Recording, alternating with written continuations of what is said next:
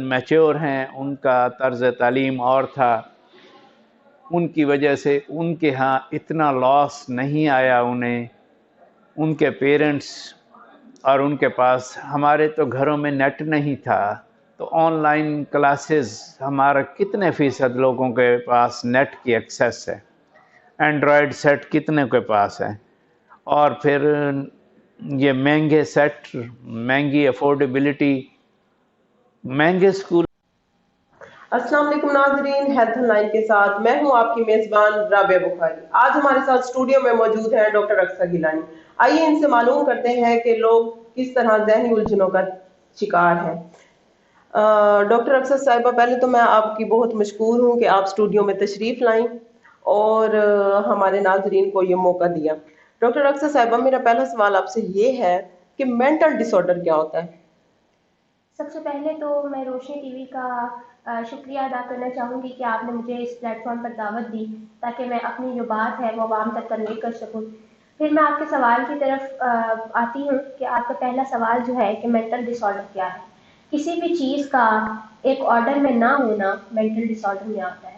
Mental disorder में आपकी जहनी उलझने, आपकी जहनी बीमारियाँ, ये सब जो है मेंटल डिसऑर्डर में शुमार होता है। अगर आपको 24 घंटों के गुजर जाने के बाद भी नींद नहीं आ रही तो वो भी एक डिसऑर्डर है।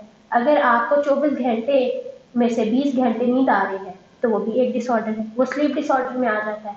इसी तरह अगर आपको भूख बहुत ज़्यादा लग रही है या फिर वो भूख आपको लगती ही नहीं है तो वो ईटिंग डिसऑर्डर में आ जाता है।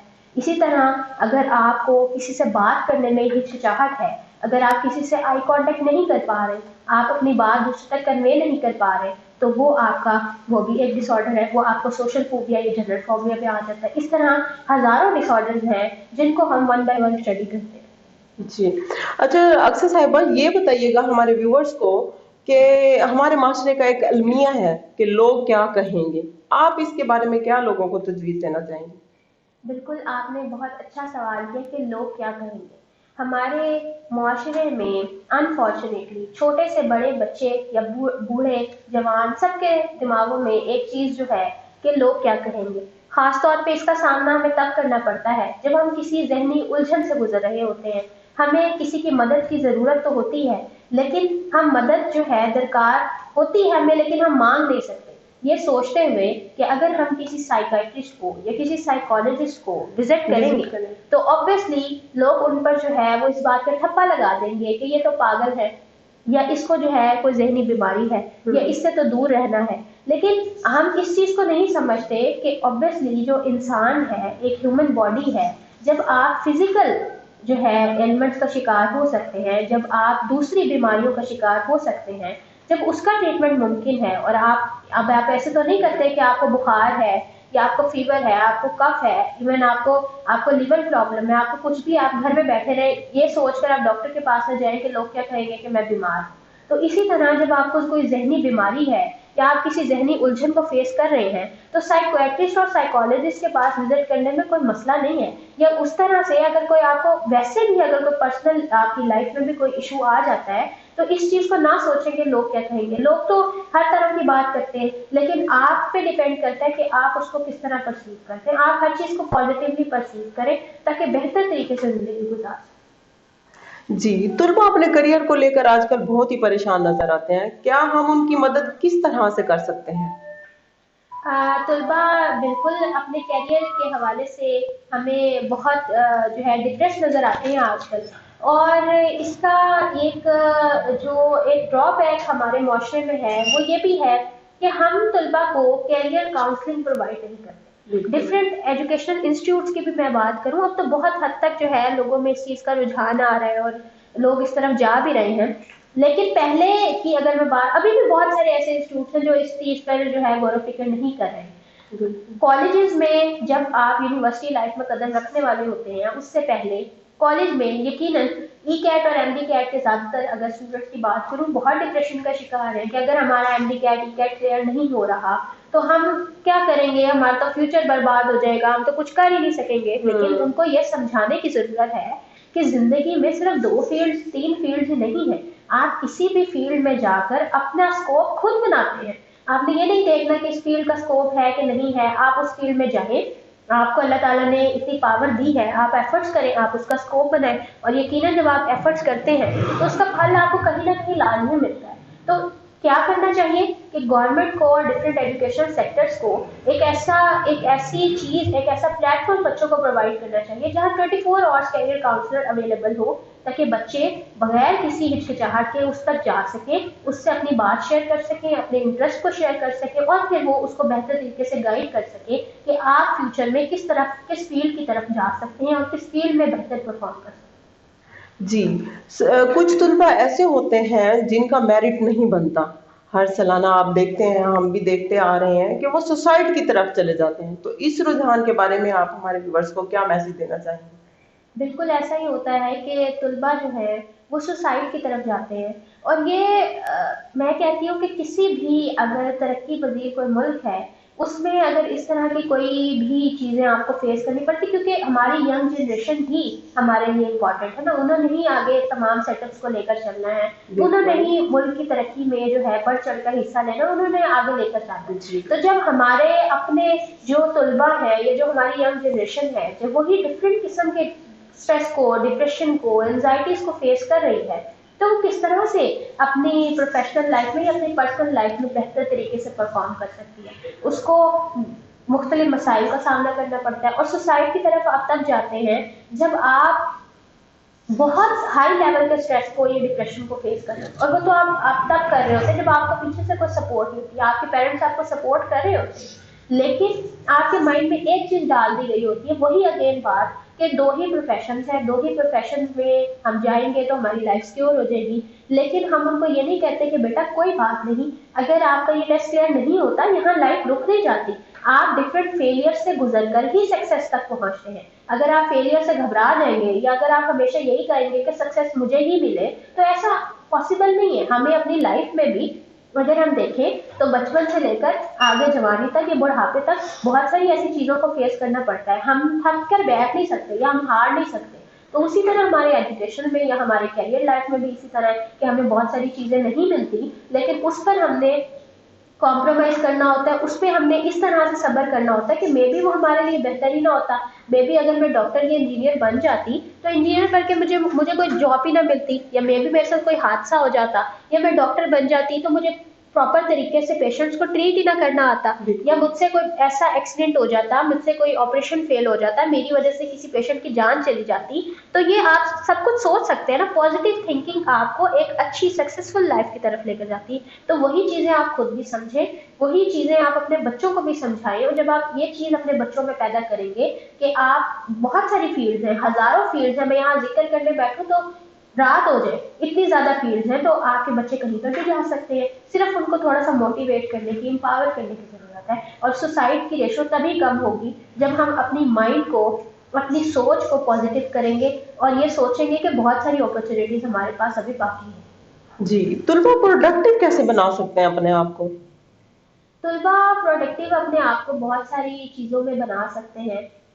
हमारा अलमिया ये होता है कि हम जब अपनी एजुकेशन को कंटिन्यू किए हुए होते हैं तो हम सिर्फ किताबी कीड़े होते हैं, हम जो है सिर्फ किताबों को रट्टा लगाने में होते हैं। उसमें मैं दूसरों की क्या बात करूं, अगर हम अपनी बात करें तो हमारे क्योंकि एजुकेशन जो सिस्टम्स हैं या जो हमारे एजुकेशन इंस्टीट्यूट्स हैं उसमें यही है कि किताब को रट्टा लगाएं, किताब के कॉन्सेप्ट लें और पेपर पास कर दें और बस। दूसरी जो सोशल एक्टिविटीज़ हैं या को करिकुलर एक्टिविटीज़ हैं या स्पोर्ट्स हैं, उस तरफ स्टूडेंट्स का रुझान बहुत ज़्यादा कम है।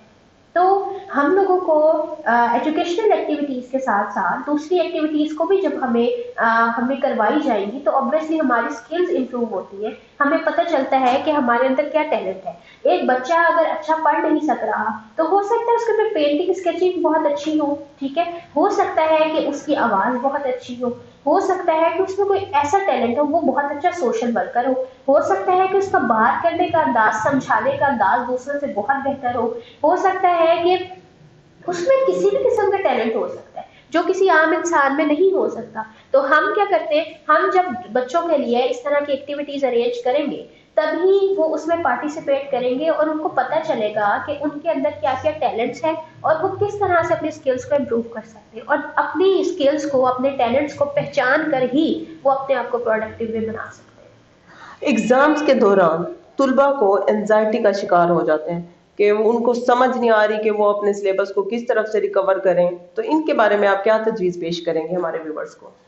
तलबा एंजाइटी का बिल्कुल शिकार हो जाते हैं। ये एक तरह से एक नॉर्मल फिनोमेना भी है कि जब आप किसी भी एग्जाम में अपेयर होने वाले होते हैं तो कुदरती तौर पे आपको एंजाइटी जो है वो फेस करनी पड़ रही होती है। लेकिन एक हाई लेवल एंजाइटी तक चले जाना ये कदरे बेहतर नहीं होता, क्योंकि जब आप अपने माइंड को स्ट्रेस की तरफ ले जाएंगे, जब आपके माइंड में ये होगा कि मेरा तो एग्जाम है और मैं कहीं पास ना हो जाऊँ, या मैं अगर आप इवन ये भी सोचेंगे ना कि मैं पढ़ नहीं पा रही या मुझे याद नहीं हो रहा, तो फिर क्या होगा कि आपके अंदर, आपकी बॉडी के अंदर कुछ ऐसे हार्मोन स्टिमुलेट्स होना स्टार्ट हो जाते हैं कि जो आप सोच रहे होते हैं वो एक्शन भी उसी के अकॉर्डिंग हो रहा होता है। जब आप ये सोच रहे होते हैं ना कि मुझे याद नहीं हो रहा है, मुझे भूल रहा है, तो यकीनन क्या होता है कि आपको भूलने लग जाता है। लेकिन आप क्या करें, आप हिम्मत से काम लें, आप अपना एक प्रॉपर स्केड्यूल बनाएं कि इस टाइम मुझे पढ़ना है, इस टाइम मेरा स्पोर्ट्स है, इस टाइम मेरा फैमिली टाइम है, इस टाइम मेरा अपने लिए टाइम है।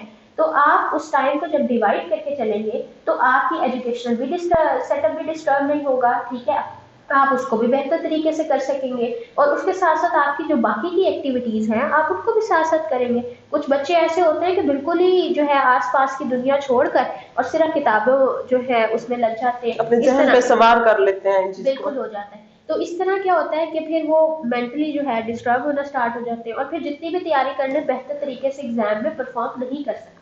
तो आप इस यकीन के साथ एग्जाम दें कि यकीनन जब मैंने पढ़ा है और जितनी मेहनत मैंने की है, तो मुसलमान के लिए एक अकीदा ही है कि आप जितनी मेहनत करेंगे आपको उसका सिला लाजमी मिलेगा, ठीक है। अल्लाह ताला कहीं ना कहीं आपको बैलेंस करके दे देते। हो सकता है किसी एग्जाम में आपने बहुत ज्यादा एफर्ट्स की हो लेकिन आपको उसका फ्रूट उतना ना मिला हो, तो ये भी तो हो सकता है कि किसी कोई ऐसा एग्जाम आपकी लाइफ में आ जाए जिसके लिए आपकी बिल्कुल प्रिपरेशन ना हो।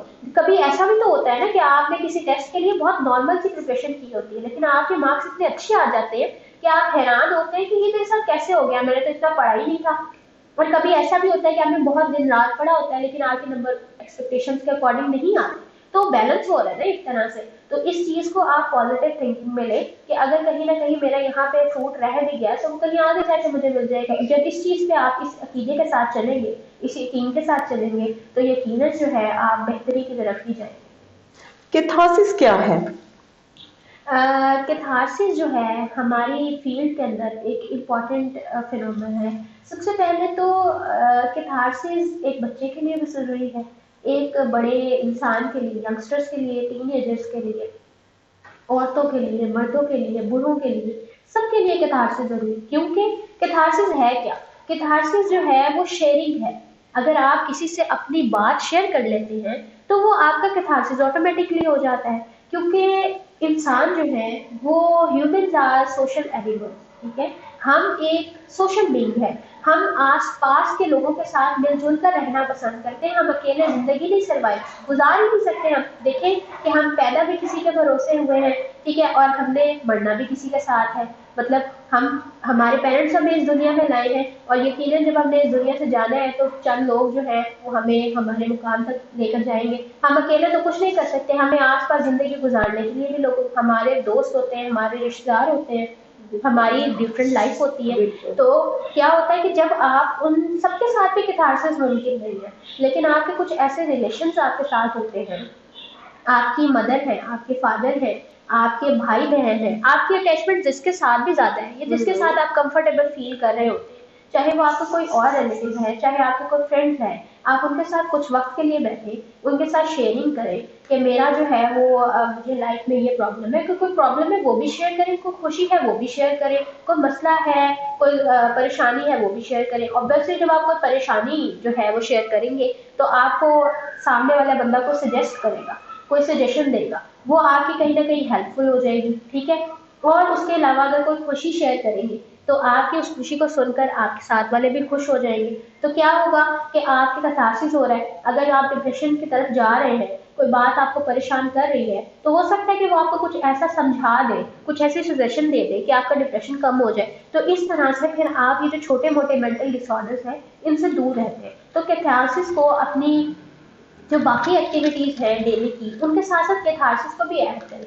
डेली हाफ एन आवर या 1 आवर आप अपने लिए निकालें, जिसमें आप अपने साथ अहबाब से, दोस्तों से बैठ के गुफ्तगू करें, ताकि ऑटोमेटिकली कैथारसिस आपका होता रहे और आप जो है जहाँ फिजिकली फिट नजर आते हैं वहाँ मेंटली भी फिट हो। अच्छा, डिप्रेशन क्या है और इससे किस तरह से बचा जा सकता है? डिप्रेशन एक आम सा लफ्ज़ है। इसके मैं कहती हूँ कि तमाम लोग जो हैं वो इससे वाकिफ़ भी हैं, लेकिन जिस तरह हम वाकिफ़ हैं वो चीज़, वो कॉन्सेप्ट ठीक नहीं है। हम आए दिन जो है वो लोगों को कह देते हैं कि मैं डिप्रेशन का शिकार हूँ, ठीक है? आपको बहुत सुनने में मिलेगा जी कि जी। हमें ज़रा सी कोई परेशानी हो जाए, हम फ़ौरन इस चीज़ का अपने ऊपर जो है ना एलिमेंट लगा लेते हैं कि मैं तो बहुत डिप्रेस हूँ, मैं तो डिप्रेशन का शिकार हूँ, मुझे तो कुछ अच्छा ही नहीं लग रहा। लेकिन ये डिप्रेशन नहीं, आप परेशान हैं ठीक है, लेकिन डिप्रेशन एक मेंटल डिसऑर्डर में आ जाता है, ठीक है? डिप्रेशन एक जहनी बीमारी है और डिप्रेशन हम फिर ऐसे भी नहीं नॉर्मली कि 2 दिन हमें परेशानी हुई तो हमने कह दी कि हम डिप्रेशन में हैं, नहीं। एक चीज़ का एक प्रॉपर वक्त तक होना, कॉन्टिन्यूसली होना, हम उसको तब मेंटल डिसऑर्डर जो है, अगर हम मेंटल डिसऑर्डर किसी को असाइन भी करते हैं कि ये इस बीमारी का शिकार है, तो जैसे आपने देखा किसी एमबीबीएस डॉक्टर के पास विजिट करें तो वो फौरन ही आपको कह देगा कि अगर आप आजकल कोविड की सिचुएशन चल रही है, मैं उसी पे अगर बात करूँ, आपको फीवर है या आपको कफी हो रही है, आप डॉक्टर के पास जाए और वो आपको फौरन लिख कर दे दे कि आपको तो कोविड है, आप ऐसा करेंगे? आप कभी भी वो डॉक्टर, और आप ऐसा नहीं करेंगे। क्यों? वो आपको एक प्रॉपर टेस्ट लिख कर देगा कि प्रॉपर एग्जामिनेशन होगी, उसके बाद वो रिपोर्ट्स देखने के बाद वो आपको ये कहेगा कि आप इस चीज़ का शिकार हैं या आपको ये मसला है। आपको फौरन देखते ही तो नहीं कह देगा। तो इसी तरह मेंटल डिसऑर्डर्स भी है कि हमारे पास अगर कोई आया है, ठीक है, और वो हमें कह रहा है कि मेरे साथ ये परेशानी, तो हम उसको कहते हैं कि आप तो डिप्रेशन का मरीज है। ऐसा नहीं है। जब एक चीज़ आपको बहुत लंबे अरसे में, हम डिप्रेशन तब कहते हैं जब 1 मंथ या 6 मंथ, 1 से 6 मंथ के दौरान जो है दौरान आपको सेम चीज़ें फेस करनी पड़ रही हैं, आप कभी खुश ही नहीं हो पा रहे।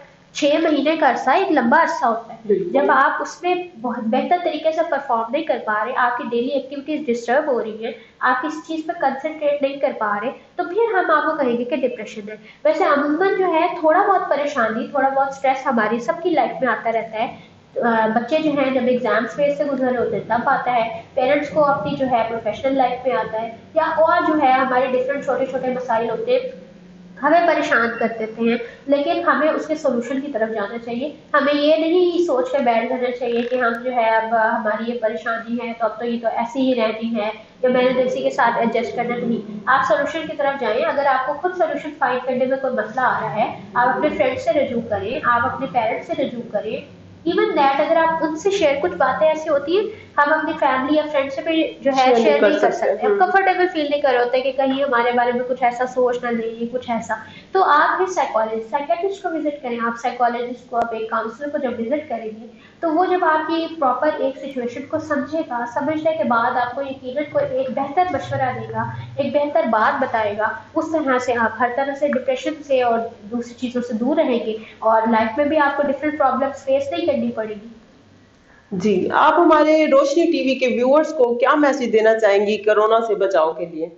मैं कोरोना से बचाव के लिए एक ही मैसेज आपको देना चाहूँगी कि आप अपना ख्याल रखें, मास्क का इस्तेमाल करें, सैनिटाइज़र का इस्तेमाल करें। जैसे कोविड दोबारा से बहुत ज़्यादा केसेस जो हैं हमारे देखने में आ रहे हैं, तो उसके साथ जब आप अपना ख्याल नहीं रखेंगे तो यकीनन जो है आप ना सिर्फ अपने साथ गलत करें, बल्कि अपने आसपास जो रहने वाले लोग हैं उनको भी उस चीज़ से मुतासिर करें। तो अपनी सेहत का ख्याल रखें, सेहत सबसे पहले है। अगर आप सेहतमंद रहेंगे तो ही आप अपनी बेहतर जो है ज़िंदगी की दूसरी एक्टिविटीज़ को परफॉर्म कर सकेंगे बेहतरीन तरीके से। तो मास्क का ज़रूर इस्तेमाल करें, सैनिटाइज़र इस्तेमाल करें।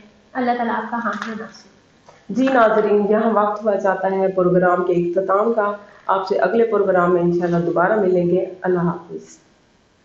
उन्होंने तो इसे मैनेज किया। आम स्कूल